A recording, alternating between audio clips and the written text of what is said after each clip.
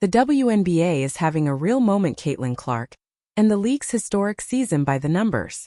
CNN. When many of us hear the Fall Classic, we automatically think of baseball's World Series.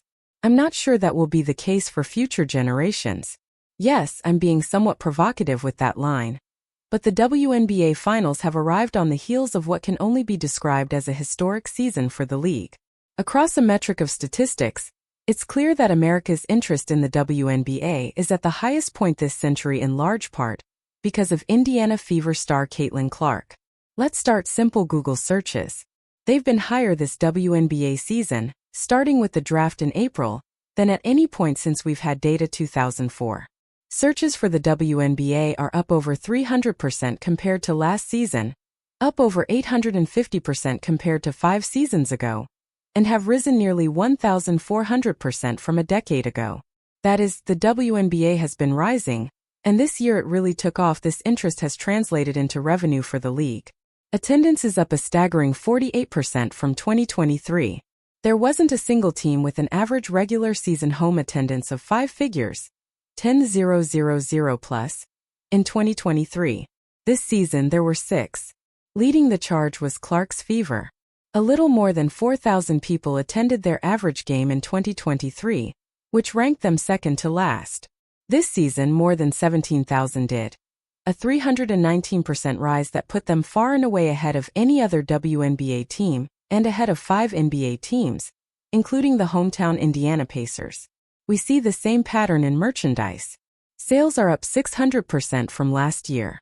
This includes the boost from rookie sensations Clark, who had the best-selling jersey, and Angel Reese of the Chicago Sky, who had the second best-selling jersey. Indeed, the Clark-Reese rivalry helped to spur what is perhaps one of the most important metrics of success: viewership.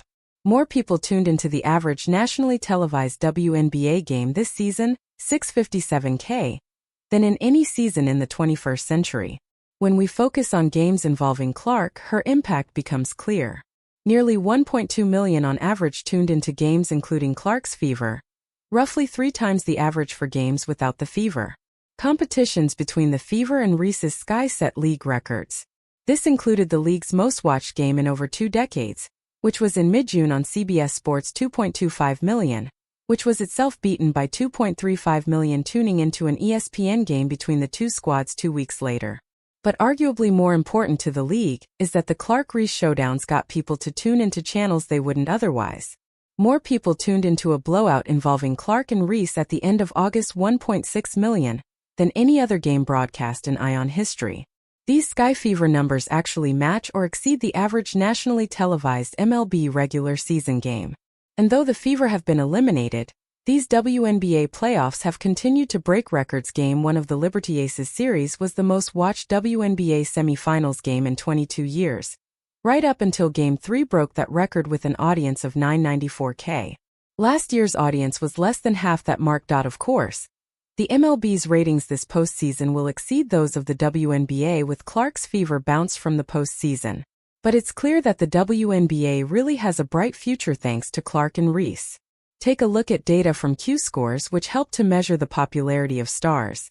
More Americans know who Clark 44% is than baseball stars Aaron Judge 30%, Mike Trout 25%, or Shohei Ohtani 23%.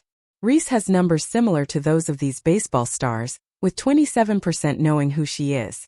An average of 21% knew who the average athlete tested was. It's not just that a lot of people know who Clark is.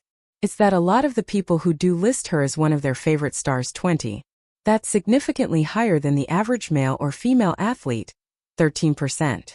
Reese comes in above average to 16%. As an old friend of mine once said, entertainment rides or dies because of the stars. This year seems to have proven that old adage and suggests the WNBA has a bright future.